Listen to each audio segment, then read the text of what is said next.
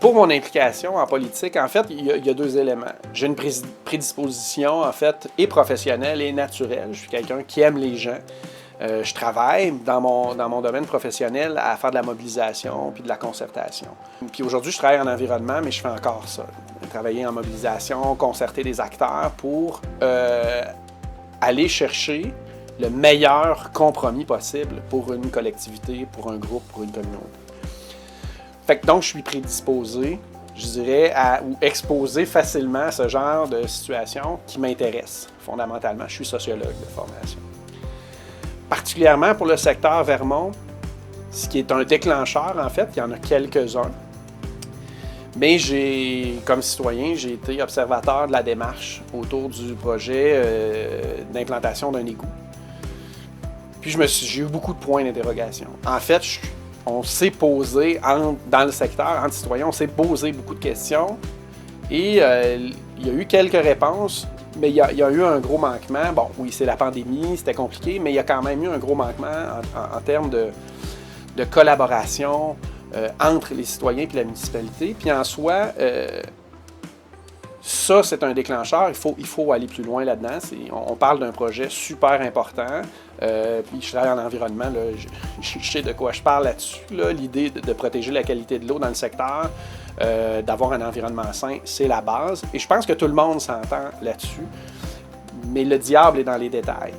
Et là, on a laissé un peu les détails tomber. Et ça, c'est une de mes premières motivations. L'autre, je suis impliqué dans la coopérative de loisirs, qui est la seule organisation structurante dans le secteur.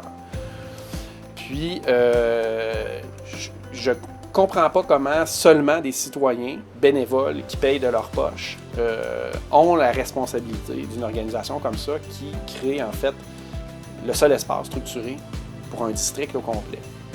Fait que là-dedans, travailler à améliorer ce rapport-là entre des citoyens bénévoles qui souhaitent garder une infrastructure, puis aussi des citoyens qui se questionnent sur leurs infrastructures sanitaires.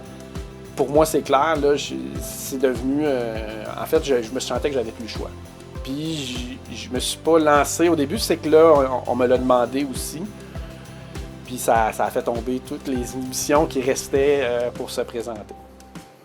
Il y a toute l'idée aussi de la circulation, la sécurité, en fait, dans les rues du secteur, mais ça s'applique, je pense, à l'ensemble de Stoneham. Puis il faut, dans le secteur de Vermont, puis autour, il faut proposer plus d'activités structurantes pour les jeunes, hein, pour peut-être les faire bifurquer du flânage vers une activité où est-ce qu'on peut entrer encore plus en contact avec son secteur, puis voire même intégrer l'intergénérationnel là-dedans. En gros, c'est ça. Beaucoup de place aussi pour l'innovation citoyenne. Je pense qu'on peut avoir des idées dans l'équipe Sébastien Couture, là. Puis la municipalité a peut-être une liste de projets, mais il faut être ouvert à ce que les citoyens amènent aussi des nouvelles idées. Puis ça, c'est la partie ouverte là, de ma liste, en fait, d'engagement. Le 7 novembre prochain, un vote pour une équipe forte, un vote pour l'équipe Sébastien Couture, c'est naturellement différent.